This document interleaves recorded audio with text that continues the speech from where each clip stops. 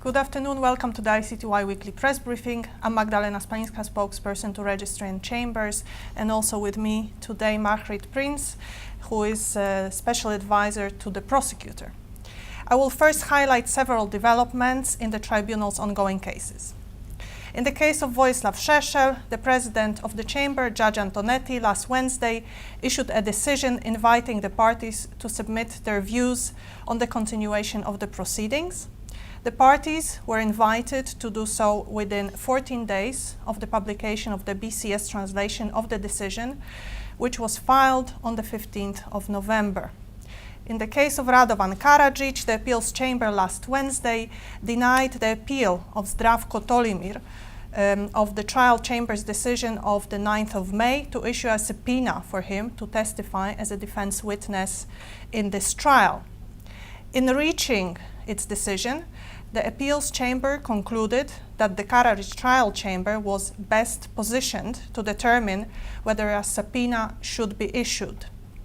The appeals chamber also rejected Tolimir's arguments related to his right not to testify to prevent self-incrimination, stating that any potentially self-incriminating information that could emerge during his testimony in the Karadzic trial could not be used either directly or indirectly against him in his own case. Now on to the courtrooms. In the case of Ratko Mladic, the chamber will resume hearing the testimony of Ewan Brown, a military expert witness. He is 160th witness called by the prosecution. Just to remind you, this trial is not sitting today. In the case of Radovan Karadzic, witness Momcilo Krajišnik, former speaker of the BIH and Republika Srpska Assembly, is giving testimony. The defense has so far called 184 witnesses in this case.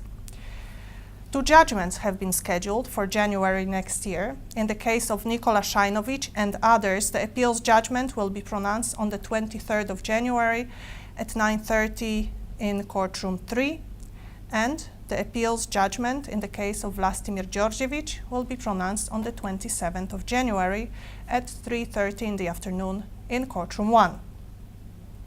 Now on Monday, the General Assembly elected Mr. Kofi Kumelio Afande from Togo as a new permanent judge of the tribunal. His mandate will run until the 31st of December 2013 or earlier, should the case on which he will be sitting be completed prior to that date. Prior to his election, Judge Afande was working for Togo's permanent mission to the UN in New York since January 2012.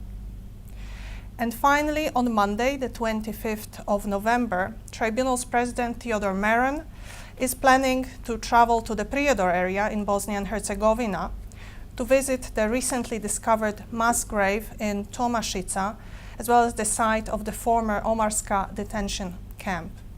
The President's trip to the area is part of his visit to BIH to participate in a conference to mark the Tribunal's 20th anniversary in Sarajevo on the 26th and 27th of November this year.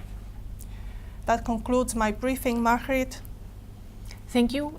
This week there are no comments from the prosecutor. I'll open for questions from the journalists. If there are no questions, then I invite you to come to the briefing next week. Thank you. Thank you.